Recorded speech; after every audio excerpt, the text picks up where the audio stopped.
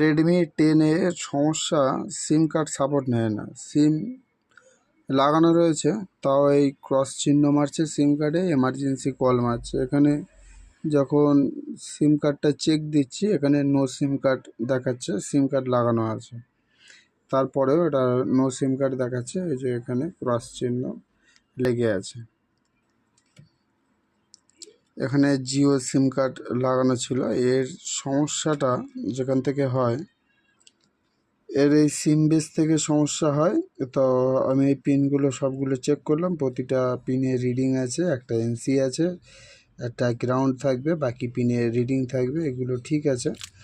আর এই যে পিনটা আছে, ছোট পিনটা, এখানে কানেকশানটা যখন লাগাচ্ছি তখন ঠিক আছে, এটা এখানে চলে যাচ্ছে, এই গ্রাউন্ড থেকে এটা ছেড়ে দিচ্ছে, কানেকশান ঠিক আছে। এর ভিতরেও কোনো সমস্যা নেই দেখলাম।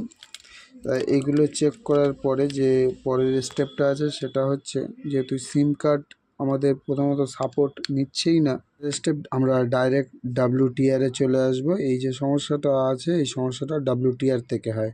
তা এই মোবাইলটা আমি প্রথমে ডাব্লিউটিআরটা রিহট করি।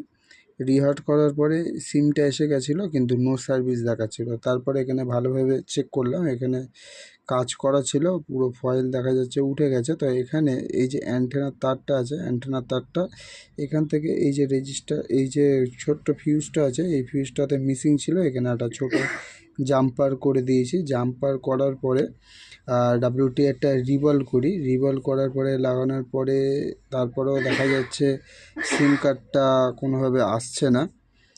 তো তারপরে আমি একটা নতুন আইসি নিয়ে এখানে রিপ্লেস করে দিই পুরনো আইসিটি। এই হচ্ছে পুরনো আইসি ডাব্লিউটিআর এমটি, এই মডেলের ডাব্লিউটিআরটা এখানে লাগানোর পরে মোবাইল এখন অন করা হয়েছে, সিম কার্ড লাগানো হয়েছে, জিও সিম কার্ড আছে, মোবাইল অন হয়ে গেছে। সাথে সাথে এখানে দেখা যাচ্ছে জিও সিম কার্ডটা টাওয়ার চলে এসছে একেবারে, যেহেতু 4G আইসিতে ভালো আছে, যার জন্য জিও নেটওয়ার্ক একবারই এখানে চলে এসছে।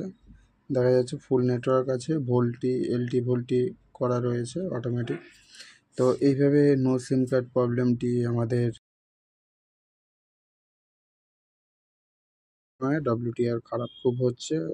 ডাব্লিউটিআরগুলো সবগুলো সংরক্ষণ করে রাখতে হবে।